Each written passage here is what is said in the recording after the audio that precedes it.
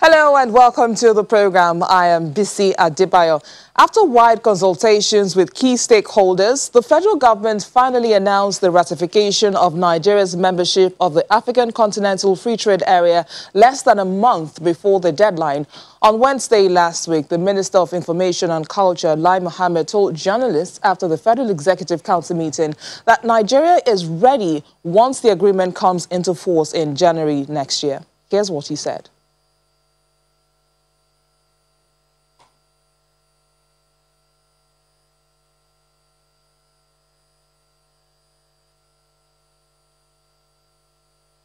The Federal Executive Council approved ratification of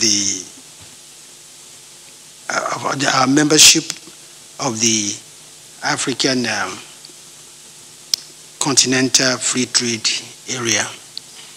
It was ratified, and as such, we beat deadline of the 5th of December.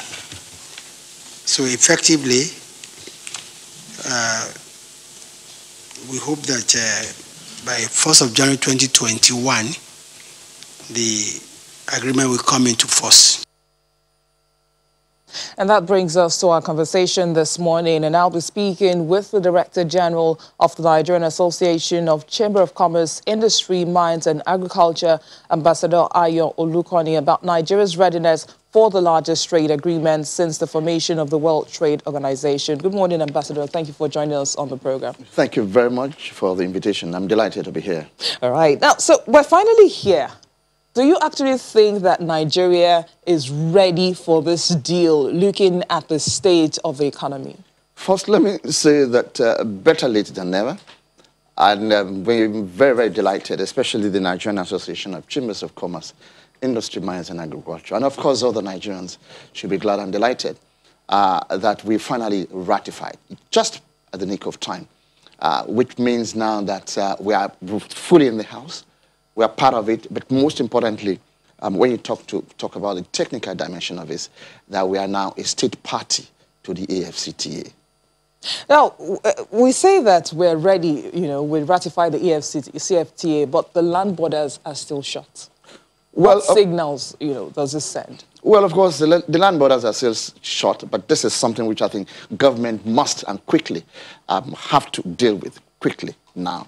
But beyond that, this is to enable us full advantages in terms of being part and parcel and trading within the frame. But apart from that, let me say that de facto, as it is now, Nigeria is already even, Nigerians and Nigerian companies are part and parcel of the FCTA, are already implementing.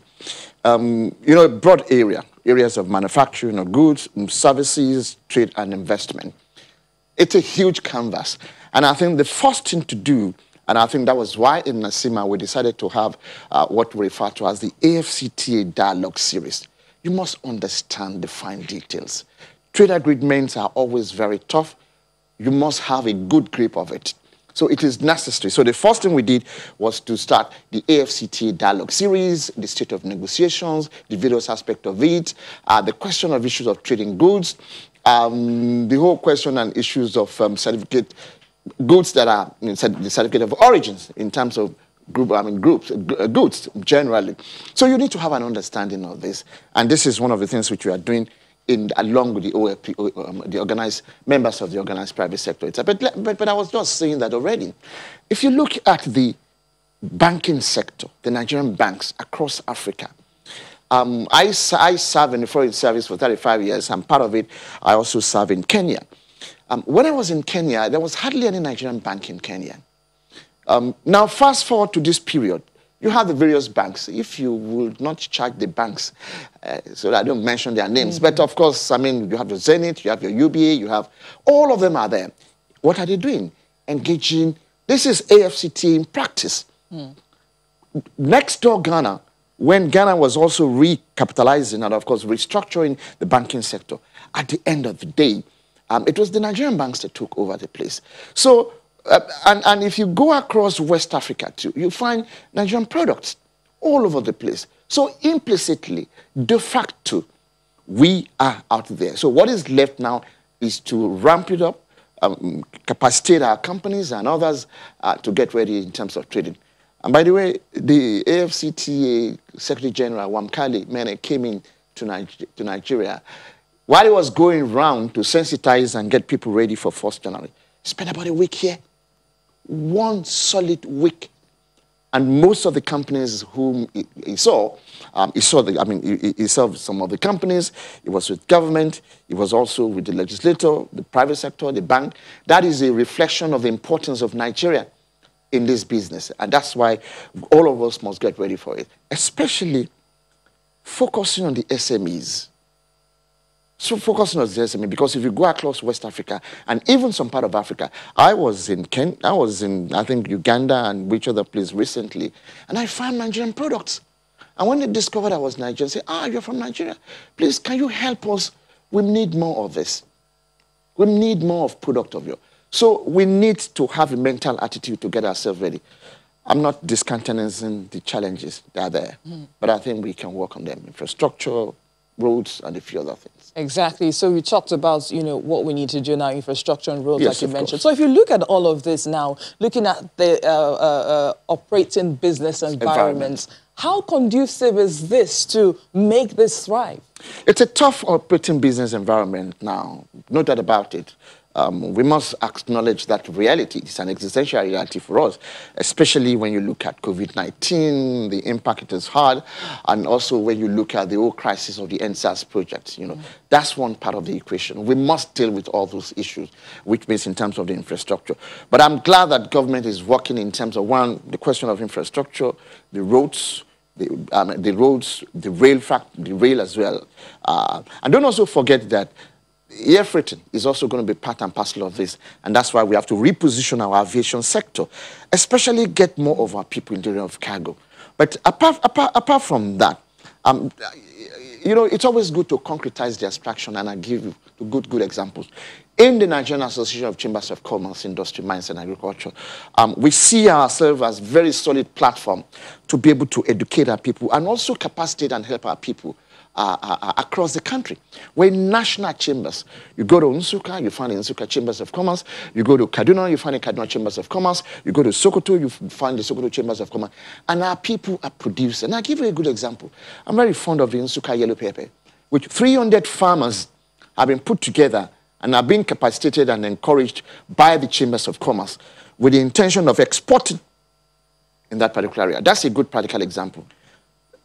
The last time, I think about 4 or 5 days ago, last weekend to be exact, I went to Ilupeju as part of just going on the ground to see what is happening, not just sitting in the office and speaking grammar. And I found a company in Ilupeju that is producing roasted coffee from Nigerian coffee beans that can compete with your Kenyan coffee, Ethiopian coffee, coffee, which is what Starbucks now uses. And I was asking, he said, we are even not able to satisfy the Nigerian market yet. So I said, what are you doing? He said, we are taking a long view of the future and eyeing the AFCTA to increase capacity to be able to produce roasted Nigerian coffee as a brand for export market. And I said, how are you doing that? He said, we've gone to acquire about 2 acres of land just around the bend around Ogun State to be able to produce. I think this should be the mindset, and this is what government should do in terms of encouraging people. And I think there's an area in terms of identify especially the SMEs. They are very, very key. They will play a key role in context of the FCTA. Yes, and that's why the whole question of funding and all that is. I think we should find a meeting point between the ESP, the Economic Sustainability Plan, to deal with the COVID, as well as in context of capacitating our people, farmers and everybody, to be able to see what they can do with the FCTA. But education. Exactly, which was what I wanted to ask. You talked about education, particularly the MSMEs, the small businesses. How informed are they about, the benefits of this deal? I'll say that, honestly speaking, it's a long road.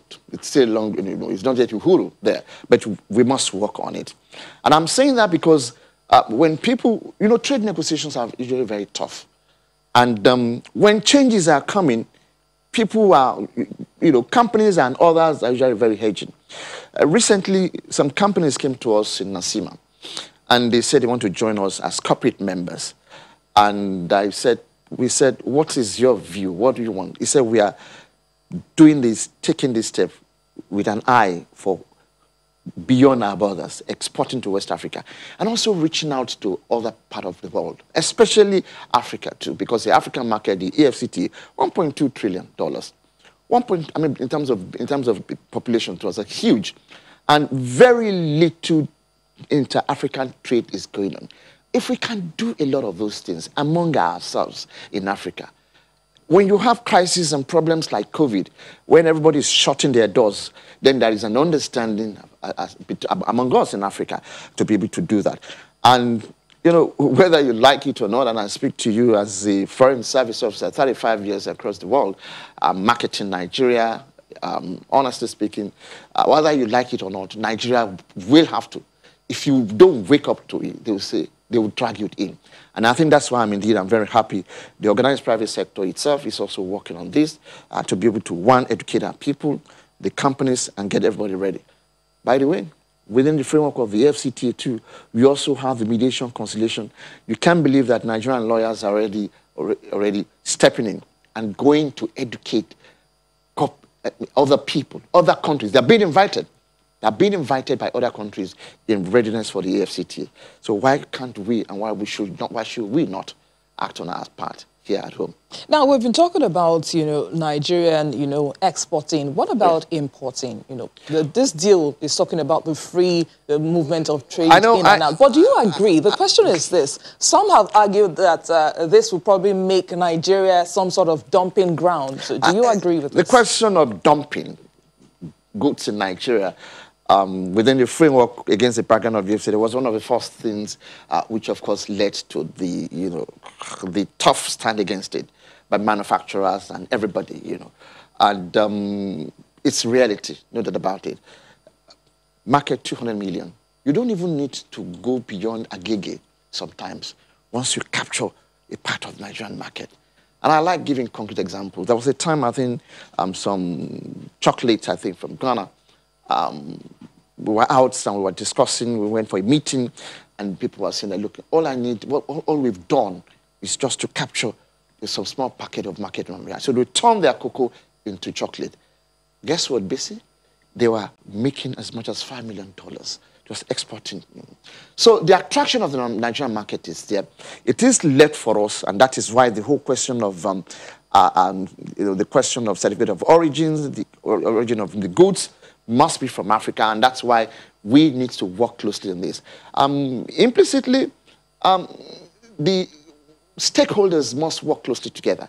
One, to make sure that our grounds do not become a dumping ground. Currently now, everything comes in from every part of the world, from China, from India, from Pakistan. I work in the chambers of commerce, and I get emails every day. DG, please help us link up with your members. I said, what do you want to do with that? They want them to buy this, and I said, we want you to come and produce in here.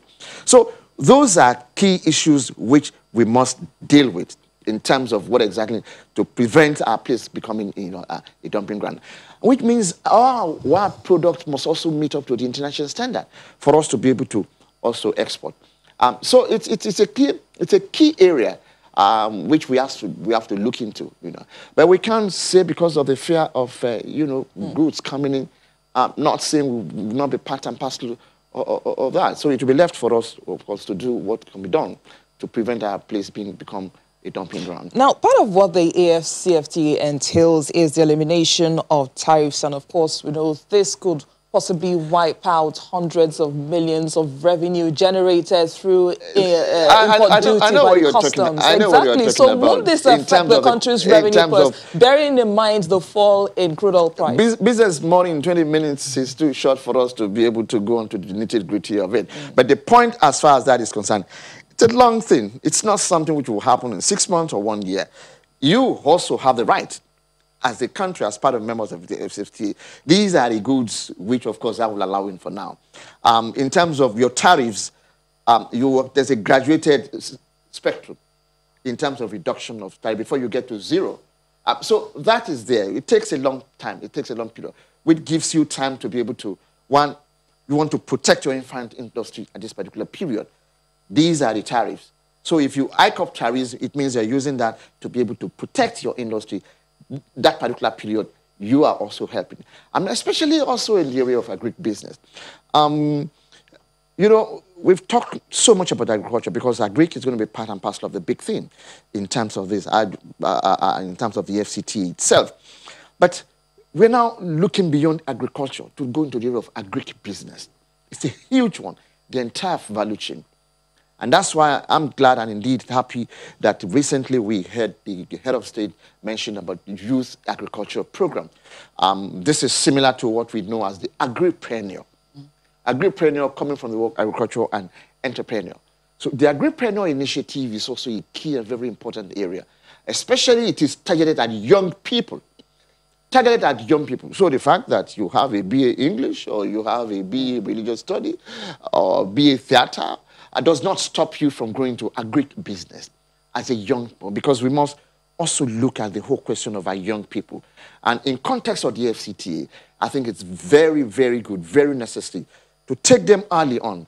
And that's why in NASIMA, we have the NASIMA Youth Entrepreneurs, a part of which we are helping to sensitize and also educate our young people to be part of it, and also from the entrepreneurship perspective. All right, we're running out of time, and there's something I need you to touch on. Of course, you mentioned Ghana earlier. Yes, I did. And we know what is happening, talking about the trade impasse between Nigeria and Ghana. So what will be your reaction, especially as it affects the future of the AFCFTA? We're talking about the free movement of trade within Africa. So what would you certainly about the flashpoint between Nigerian traders and Ghanaian authorities is always a sore point, no doubt about it. But it's a reality which we must confront.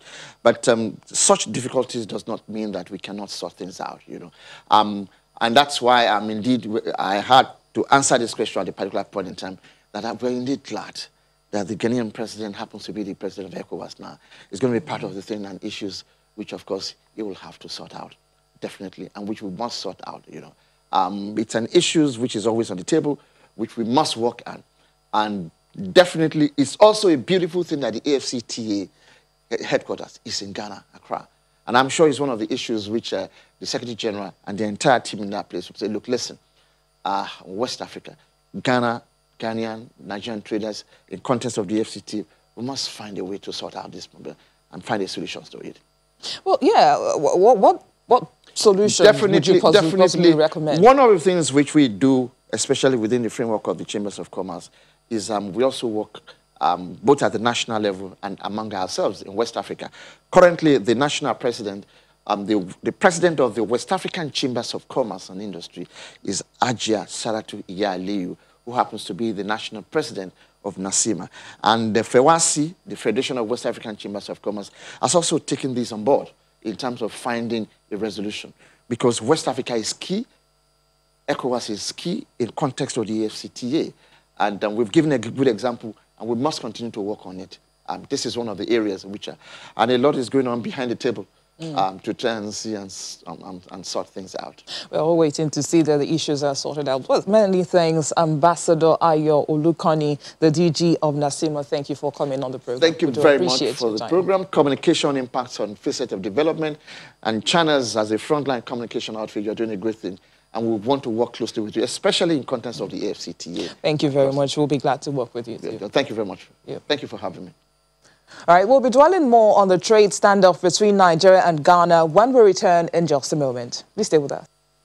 Welcome back. The last is yet to be heard about the rift between Nigerian traders in Ghana and Ghanaian authorities following the imposition of $1 million business equity on non-Ghanaians, as well as other conditions that have left businesses shut over their inability to meet the demand.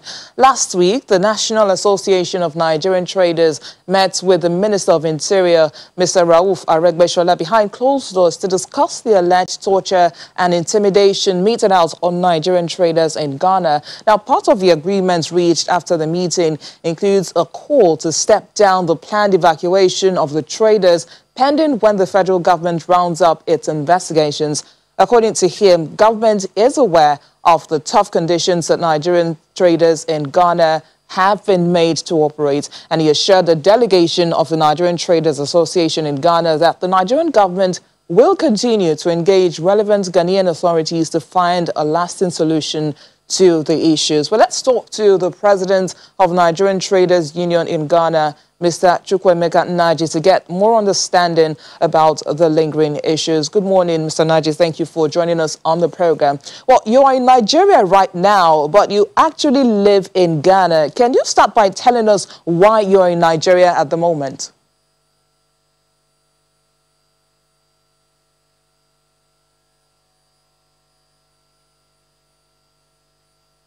Mr. Naji, if you can hear me, I was asking that you should tell us why you're in Nigeria at the moment. All right, while we'll wait to sort out those issues, getting Mr. Naji on board now. Earlier on, the chairman of Nigerians in Diaspora Commission, Mrs. Abike Dabiri Erewa, was on our breakfast program, Sunrise Daily, talking about the trade issue between Nigeria and Ghana, and here's what she had to say. To Ghana, and it was assured by his colleagues that everything will be resolved. Unfortunately, nothing has happened. And also involved there, which you didn't say, not just the Minister of Foreign Affairs, Ministers of Interior, as well as Trade and Investment, have also been involved with their counterparts in Ghana. Now, what has happened is the delegation actually are in Nigeria to tell the government that they want to return. And 753 actually signed the document that says they want to be evacuated back to Nigeria. So with this request from them, what is going on now is that the three ministers involved will be having some engagements with them to see what actually should be the next step. Now, you've said you want to come to your country. So there should be no problem about that. They are Nigerians, and we're proud of them, and we're glad to return them home. But they must return to something meaningful. Like one of them said to me when they came to Midcom office, a lot of them have been there for over 25 years. So just uprooting yourselves for not committing any crime. The only crime they committed is that they're very good at their trade. They're very good at their job. So these three ministers have received the letter, the request from the Nigerian traders in Ghana. And I'm sure this week we'll hear from the three ministers involved. And of course, the president has been on the top of this particular situation, also has engaged his counterpart in Ghana several times. I want to ask the traders that, as your guest there said, elections are coming. You know there's something political to it. Let's face it, the president of Ghana will not want to go against his own citizens. And majority of the traders, the Ghanaian traders, have said we don't want them. So after the elections, maybe he will not open, but they said then they will close again. So there can't be pawns in a game of chess in Ghana. So I'm sure this week, hopefully the three ministers will be looking through the request of the Nigerians in Ghana on what's next steps to take to get them back home. And like I said, it's not just that, get a plane and come back. Some things have to be put in place, which is being looked into by the three ministries involved in this particular case. I was the chairman of the Nigerians in Diaspora Commission, Mrs. Abike Dabiri Erewa, talking about the trade issues between Nigeria and Ghana. Of course, let's just get a quick recap of what has happened so far. Last week, the National Association of the Nigerian Traders had met with the Minister of Interior, Rauf Aregbesola, behind closed doors, and they discussed the alleged torture that Nigerian traders in Ghana have been going through. And part of what was reached, part of the agreement that was reached after the meeting included a call to step down the planned evacuation of the traders pending when the federal government rounds up its investigations. And according to him, the government is very much aware of the tough conditions Nigerian traders in Ghana have been going through lately, and he's assuring them that the Nigerian Traders Association in Ghana, that the Nigerian government will continue to engage relevant Ghanaian authorities to find a lasting solution to those problems. Now we have the president of the Nigerian Traders Union in Ghana, Mr. Chukwuemeka Naji, to get more understanding about these issues. Good morning, Mr. Naji. It's good to finally have you on the program. So earlier on, I was asking that you are in the country at the moment, but you actually live in Ghana. So can you tell us why you are here in Nigeria at the moment? Okay, thank you, and good morning to Nigeria listeners. I'm here because of the trouble that we are facing in Ghana. And I complained to my boss, Dr. Ken Okoha, who made me to come down so that we meet the relevant authorities to see how the issues concerning Nigeria traders in Ghana will be resolved. And we were able to meet with the Minister of Trade, Minister of Foreign Affairs, and the Minister of Interior, and also meet with Madam Abike Dabre, the Diaspora Commission Chairman. Yes, it's a fruitful meetings we had with all of them, because they shows concern about the plight of Nigerians in Ghana, and they also promise that they will look into it and find the best option and the final solution to our problems. Now, would like to actually hear from you. What is the true situation of things back in Ghana? Yes, since 2007, Ghanaian traders have been instigating government of Ghana to evacuate us or close our shops and our businesses. It has been as serious as that. At the point they say we should not be in the market to trade. At the point they say we have to bring $1 million before we operate. At the time they say we are ECOWAS, that will not affect us. So inconsistency of the government of Ghana stand have been a big challenge. And anytime is election year, the Ghana traders will use that opportunity and start hitting on their government. And some of the government, sometimes they listen to them, some they do not listen. Especially this time, we are surprised that after about 2018, when the foreign minister flew to Abuja to discuss with our own Honorable Geoffrey Nyema and told him that Nigerians and ECOWAS citizens will not be affected by the closure of foreigners in retail trade in Ghana. All of a sudden, we become the target. Of course, we know we are the target. We keep on saying it, but never agreed. But this time, it was very, very clear that Nigerians are the target. So the shops that were closed in December 2019, and they came to around July to open it, and closed it again in August. So those who are really affected in that area have been out of job for 11 months now. And there's other ones that they closed the first time after many years in August, sorry. People closed as we speak now. A lot of effort have gone through. The speaker came, the vice president was on meeting, he's also show up.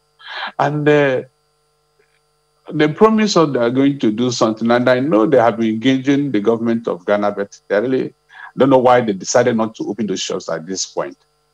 And we felt that it's very, very unbearable now. In fact, I don't want to be escalating news, but there's a lot of news that is going on. So many people are suffering, those who is, actually dying because of they cannot access money to access Medicare.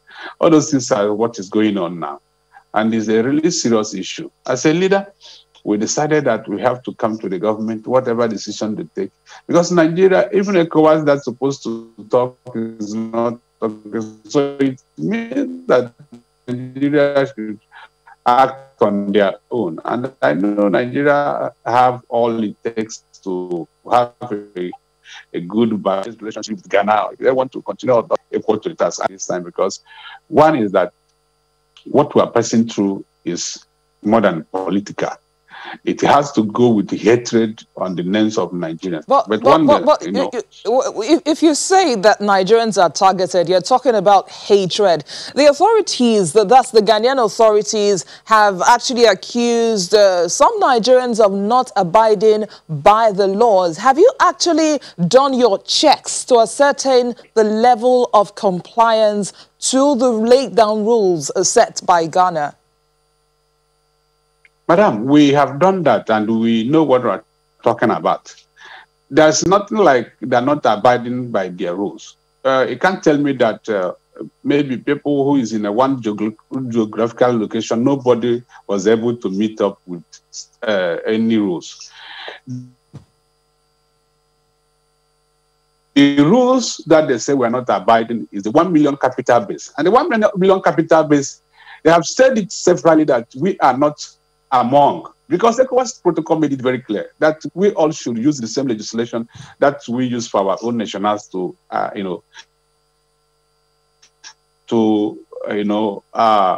treat other member of ECOWAS. We are using ECOWAS citizen passport like Ghanaians do with other 15 members. So why should they treat us as a foreigner? What is the ECOWAS, protocol of? Is it not to unite the whole sub-region? So they cannot tell us that 1 million that they said that foreigners must produce, or 20 employees and not ours, and they said we did not meet our. No, they should actually meet their own protocol, their own responsibility. Because if they have fully implement the ECOWAS protocol that they signed, they shouldn't talk about we violating our business. We pay our taxes. And even if in a business, when you are not meet up with any regulations, what happens is that the institution that is, in charge of such payment will come to you and know how to collect their money. And they do it all the time. So this is not an issue of closing people livelihood. They shouldn't have done that at the first place. Now, sometime in August, the Ghanaian Minister of Information had said that those affected were not only Nigerians, and that he said that those who have been affected have been given ample time to regularize their documents. Are you saying that this has not happened at all? Madam, the truth is that even the people that their shop were closed last year, when they came in July or so to assess their businesses, they gave them assessment of taxes to pay. And these people have complied. They started paying those taxes. By the last check I have, they told me they have paid over 100,000 Ghana cedis, between 8 to 10 million naira equivalent. And these people have not come. They close in Ashanti region. Then nobody talk about issue of paying taxes there. And there's so many other areas they have checked. Those people have told to come to regularize their documents, and we have sent it. In fact, I followed two of the sectors to the Ministry of Trade to see how best we can do it well, so that we won't have any problem. Even though they receive us with coffee, nobody was ready to accept us, but we managed. Even the little young girl that we made there, we just submit everything we have, and she checked whatever and said we should go. And I heard that they have started calling those people, those documents that we have sent to come. Fine.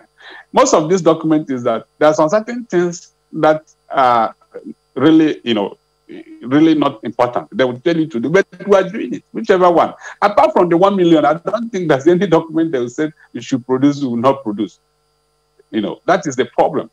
And let me also say that Ghanaian authority have stopped registering Nigerian businesses since that August. We find out, I can give you evidence of that. There's a recording. We have a guy who normally helped one of my vice president to do this registration and help people register their businesses. Told him that right now they cannot register Nigerian businesses. So they really wanted to fault us somewhere. And this issue is not a matter of paper. It's a matter of Nigerian government to come up with them. They shouldn't even take, with the Minister of Information, what is this saying? Everything is not factual. That is what he said. Including the building they pulled down in Nigeria residence. They says it's not government. But I tell you, the distance between the police headquarters and the residence of Nigeria High Commission is not up to 5 minutes drive. But that building was pulled down and they worked there for almost an hour. And the police was actually attached to the Nigeria High Commission. And they called their headquarters and they never show up until they finished pulling down that building. Who pulled that building? Have they identified that person? Have they made an arrest? Have they prosecuted that person? So it's a matter of Nigeria waking up and knowing that we are having an issue with Ghana now and know what that issue is and they know how to solve it. Not really looking at the pop traders. If they want to fight Nigerians, they should go and find the big ones, not small ones like us. All right, we'd like to thank you, President, Nigerian Traders Union in Ghana, Mr. Chukwuemeka Naji. Thank you for speaking with us. We hope that these issues are actually resolved as soon as possible. Yes, I hope so. Thank you very much and have a good day. All right, now let's switch gear now, talking about a recap of last week's outstanding performance at the Nigerian equities market, where we saw the main index record nearly 13% increase after a 4-day massive rally. Of course, that historic feat, which was boosted by bargain hunting for the value of value stocks across the 5 sectors of the NSE, translates to 2.1 trillion naira increase in the total value of listed equities after the market posted a single-day gain of more than 1 trillion naira, and that was its largest in more than 5 years. And that helped push the equity capitalization to 18.8 trillion naira after the moderate profit taking was recorded in Friday's trading session. Of course, we saw the trio of Owando, Japol, and Northern Nigeria flour mills as the top 3 out of 69 gainers for the week, with more than 40% increase in share price.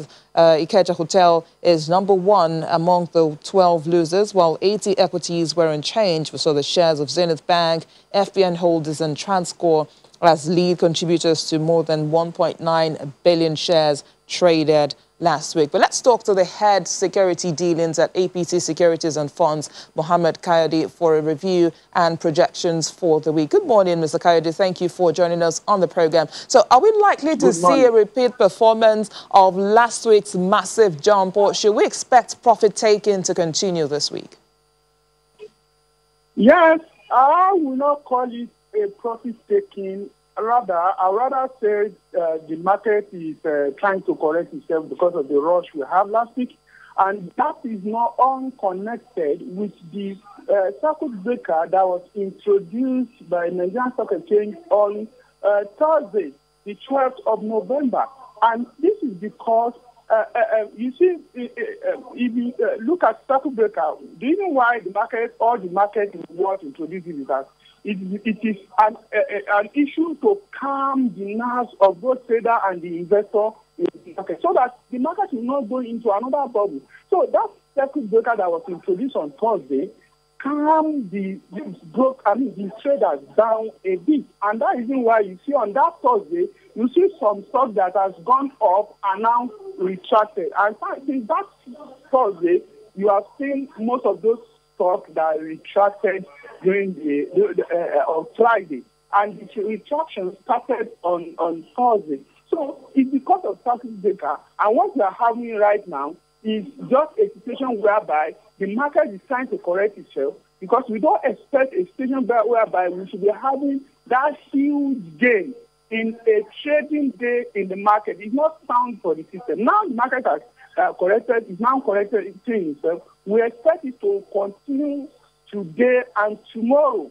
But look at it throughout the week. We are going to have 2 days loss and 3 days gain. So as we have it today and tomorrow, we may likely have a loss. A loss of what I call market correction for the 2 days. So we should be expecting at the end of the week to also close on the positive territory. All right. So you say that the market is correcting itself, of course, today and tomorrow. But what happens from Wednesday? We don't know if we're going to see a repeat performance of what we saw last week. What happens if we see that again? Actually, the issue we have in the market, it was as a result of PFAs. You know, PFAs are now aligning their portfolio to make sure that they take advantage of what we are having in the market.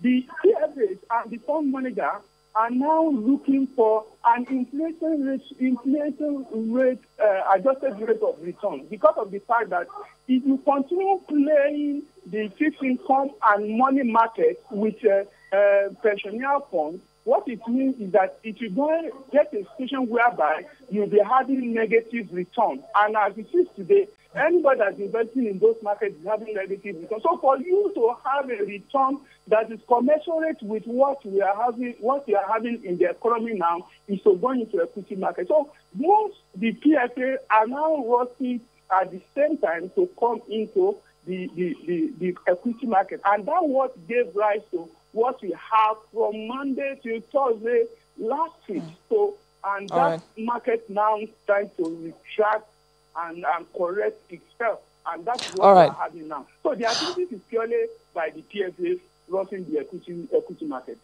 All right, Head Securities at APT Securities and Funds, Mohammed Kayode, thank you for speaking with us.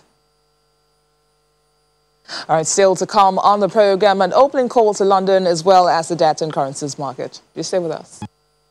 Welcome back. Juliana Olayinka joins us now to tell us what major headlines are shaping the markets this morning in the UK. Good morning, Juliana. So the big story this morning is that PM Boris Johnson is starting the week in self-isolation after meeting with an MP who tested positive for COVID-19. Not again, Juliana.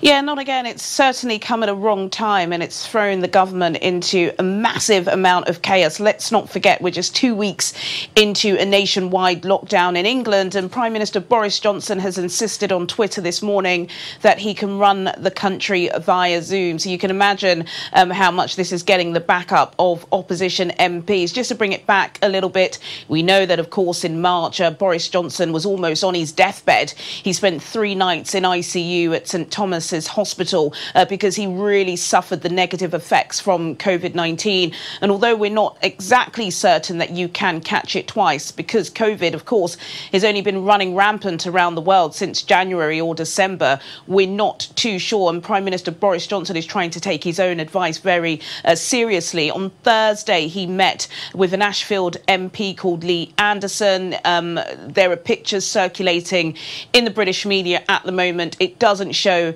the Prime Minister wearing a mask. He was standing a little bit socially distanced, but it's certainly within the 2 meters. On Friday morning, this Ashfield MP said that he started developing symptoms of COVID. He took a test on Saturday. Sunday, he was positive. With the test and trace system, your close contacts are then informed. Prime Minister Boris Johnson was informed, and now he is self-isolating. He did say he's, to quote him, bursting with antibodies and as fit as a butcher's dog. But again, it does throw into doubt just how secure, how COVID secure, Downing Street is, because this, of course, isn't the first time. There have been several MPs that have tested positive for COVID-19. And just before I came on air, I did hear that perhaps there was another individual at that meeting, that breakfast meeting, which was 35 minutes long on Thursday morning, that has tested positive. Over the weekend, there's been a huge row as well. Boris Johnson is trying to reset his government after 2 massive resignations, one from his very senior chief aide, Dominic Cummings, the other from Lee Kane, who he's head of his communications department. Of course, Brexit is just a few days away and we are in a lockdown. So there are lots of concerns here at the moment. On Wednesday, he was supposed to be facing Sir Keir Starmer, the leader of the Labour opposition party. He won't be doing that. Will somebody stand in? Only time will tell. But definitely a fresh round of chaos in 10 Downing Street.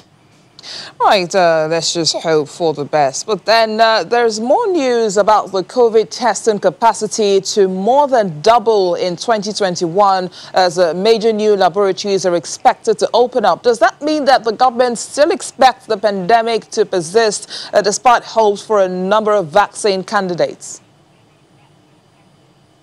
Well, absolutely. I think, the vaccine is still very much in the last stage. I know, of course, that the global markets did rally. They are still rallying off the hopes of that Pfizer and BioNTech vaccine, but it's still waiting to go through the regulatory channels. There are, of course, so many other vaccinations en route, but the vaccination is not going to wipe out COVID-19. I think what the vaccination does signal is that the fear of the death of COVID-19 will be eradicated. eradicated. And we know from successful vaccinations and this successful trialing around the world that testing is the only way to try and eradicate it, to try and find out where these clusters are and to keep people self-isolating. At the moment, I believe Britain have the capacity of testing 500,000 people per day. These new mega labs, as they are called, will be opening sometime next year, and that will increase the capacity to 1 million per day.